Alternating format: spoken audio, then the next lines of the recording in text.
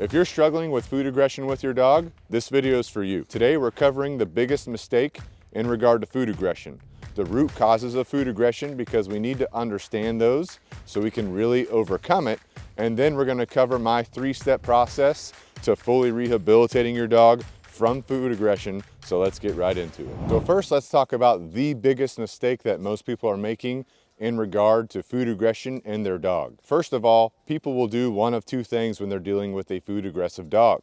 Number one, they're either going to just ignore it and deal with the dog. That means they either just don't mess with the dog, they leave the dog in the room, they'll put it in a separate room, or they'll stay away from the dog when food is around. And that's okay, that's not ideal, that's not helping your dog overcome the food aggression, but it's definitely better than the second mistake most people are making, which is they try to assert dominance over their dog whenever there's food around. You know, the people that stick their hand in the bowl or they snatch the bowl away from the dog, these kind of things. This is not helping us. With these two mistakes happening, what they're doing is they're basically reinforcing the food aggressive behavior so that it keeps happening. And what we want to do is resolve it so our dog can think clearly. Whenever your dog's being food aggressive, they're resource guarding. That means that the food is a resource that they believe they have to guard for some reason. Now, this can start off either with some genetics, or it can be a learned behavior or a combination of both. But let's say, for example, your dog, when it's a puppy, it feels like it needs to guard the resource of its food. So whenever someone approaches it eating, it lets out a low growl.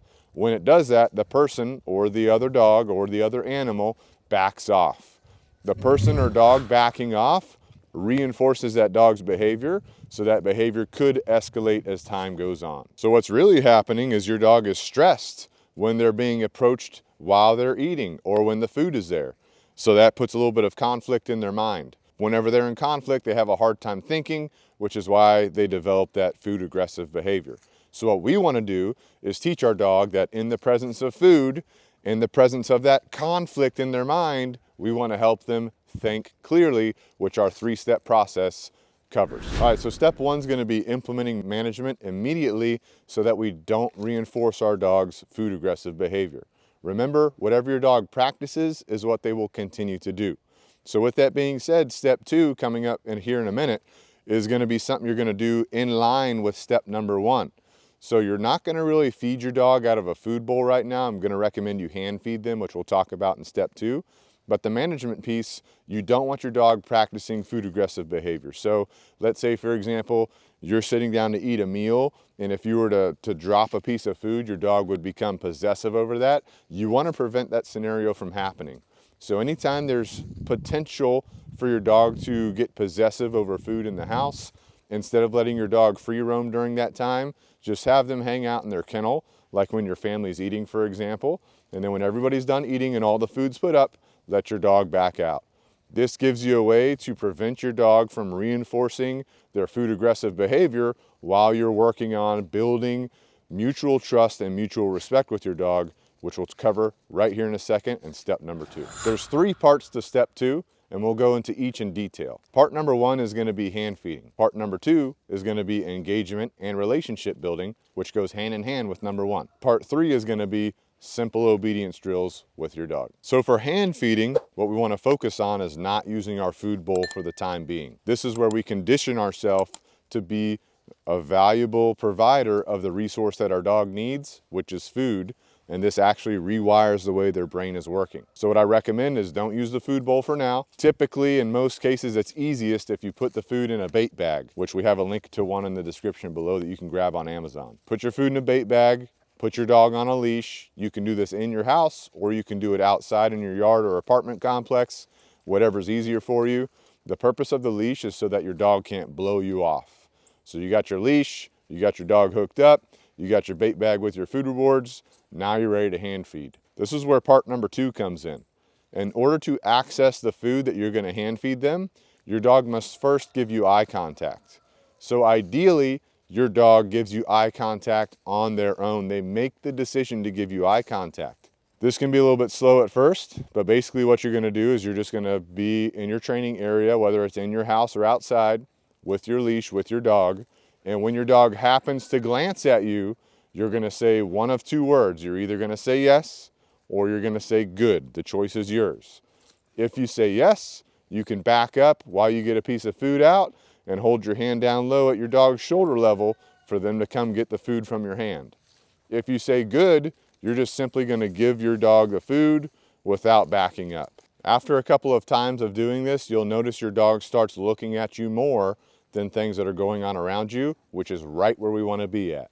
Every time your dog looks at you, you say either yes or good, you give them the food from your hand, you reset for another repetition. So what you're looking for as you do this process is for your dog to be looking at you more than the environment around you. Now you're doing this at least twice a day because your dog will be getting at least 2 meals a day. So you're doing it once in the morning, once in the evening. But if you want to kind of spread it out throughout the day, you can. It's not going to hurt you to do more sessions. What if your dog is not looking at you? Well, you want to end your session on the most positive note possible.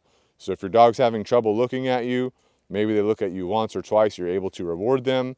If you're finding that they're just not getting with it, with the protocol, then in that case, you're gonna wait for them to look at you at least one more time, reward them, then end the session. So the third part is gonna be simple obedience drills with your hand feeding. So up to this point, you've been focusing on eye contact with your hand feeding, which is our #1 priority. We want our dog to be looking at us before we proceed anywhere else. We want our dog to be looking at us more than the environment around us. Once we achieve that though, it's time to implement some simple obedience drills because this is going to give us a way to employ our dog or help our dog think through conflict in the future. So things I like to do are going to be some heeling work, some sit work, down work, and a come command at least. I also like adding in a place command and a stay command if you have time to do all of that. We have a bunch of videos on our channel on how to teach these behaviors and how to lure them, which is what I would recommend. You want to use positive reinforcement luring while you're building up these behaviors, and then you can implement some accountability for them later, which I'll put a link in the description below to a video you can find easily on our channel that shows you how to do all of this. So once you get all these simple obedience drills, very fluid in your training sessions, you're ready to progress into scenario-based training. One of the important things before you go into scenario-based training is making sure your dog is very comfortable with the obedience drills. You don't want to be luring through the drills and then progress. You want to make sure you lure your dog to build up the obedience drills and then that you can end the luring and your dog still do the behavior before you progress into scenario-based training for food aggression specifically. All right, so once we've covered all of this up to this point, we're ready for scenario-based training to get our dog eating from a food bowl again. So your dog up to this point, they can give you really good eye contact no matter where you go, and they have their simple obedience drills down. So we're gonna use these in combination as we reintroduce the bowl. So the first thing I like to do is reintroducing the bowl in a typical feeding scenario. I recommend for dogs that have a history of food aggression, you feed them in their kennel. So what you would do is you would put your dog on their place or in a down ideally, then you would grab the bowl and set the bowl into their kennel. From that point, you can tell your dog to go into the kennel, your dog can go into the kennel, you can say good, you can drop some food in the bowl from your hand, from your bait bag that's still on your waist. So this process right here gets your dog used to the fact that some obedience is going to be incorporated in feeding still, which is what we've been doing up to this point.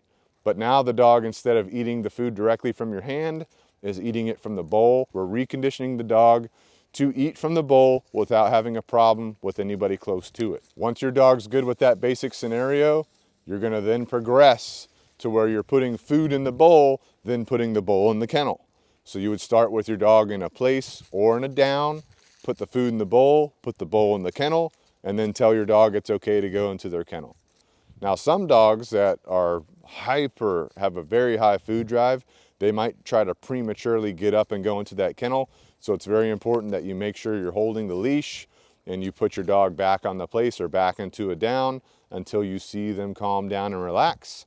Once they do that, then you can release them into their kennel so they can go and get the food from it. This setup right here is preparing your dog to eat from the bowl and be okay with the handling of the resource without there being any conflict mentally. The last scenario we like to go through with the dogs is calling them away from a bowl of food.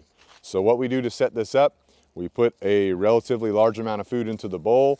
We set the bowl in the kennel just like we did before. We release the dog from their down or place to go to the kennel. they do that, right? We've still got the leash, and then whenever we're ready, we can say come. Now that dog should come away from the food and come over to you, and when they do that, you can say good and give them a piece of food. And then you can release them to go back to the kennel and eat some more food out of the bowl. You can do this several times in one session until that bowl is completely empty. What this does is it helps your dog think clearly when the resource is there. And you're not punishing them for, not leaving the food bowl. Like if they don't leave the food bowl, you'll just say no and you'll pull on the leash to instigate them to move toward you.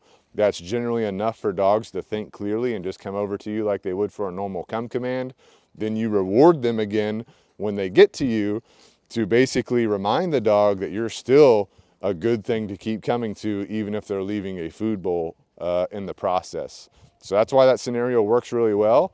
And we do that with all the dogs we train with food aggression, and it's very valuable both in training and at home. If this process seems overwhelming, or you feel like your dog's food aggression is so severe that you're not sure if you can handle this yourself, this might be a good time to find and reach out to a professional dog trainer who has experience with food aggressive cases so they can help you work through this in a safe and professional manner. And if you want to work with our team, just hit us up at the link in the description below. We'd be honored to get on the phone with you and figure out how we can work together. And if you want to learn how to teach your dog those basic obedience drills that I mentioned in step number 2, just check out this video right here. I'll be in that video showing you, so I'll see you there.